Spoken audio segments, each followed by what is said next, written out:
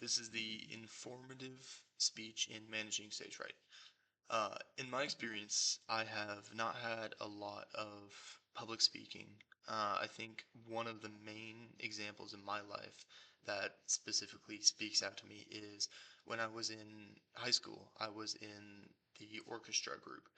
And I was one of the leaders in that group, and therefore I was elected to kind of MC the concerts that we would have. I would go out before every group. I would give a synopsis of what group they were and what they were playing, and I would sometimes throw in a little joke here and there because it was fun.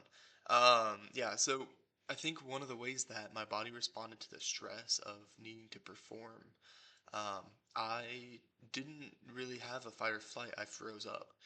My hands would get clammy, and all sweaty. I would forget what lines I was saying, and it was a really tough time. I didn't know what I was doing, um, and it was a little tough. But by the time I got to the second or third time of emceeing for the concerts, I had it down, and I think some tools that I developed were taking a deep breath.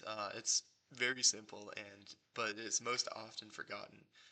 Just like before I went out, I would take a deep breath, remind myself that a lot of people have also done public speaking, and they're not going to judge me if I stutter or if I miss a word or if I say a joke wrong or something like that. Um, I think that, yeah, just taking a deep breath is so incredibly helpful. I think, a method that people say is just picture everybody naked. I don't think that's a I don't think that's a good tool. It didn't really help me out, but I think that, just taking a deep breath really does help. And also just knowing that everybody's supporting you. They don't want to see you fail. And so there's no stress in maybe slipping up.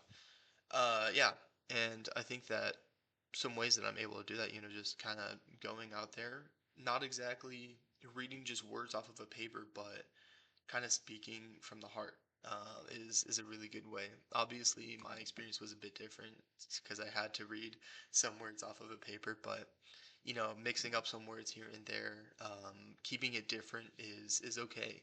You don't need to read it off of a piece of paper every single time, word for word.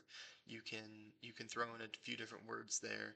You can skip a part if you feel like it's not necessary, and it's super helpful to do that. So yeah, I think the two tools that helped me in my public speaking experience were taking a deep breath and realizing that there's no need for stress because everybody's supporting you and they want to see you succeed.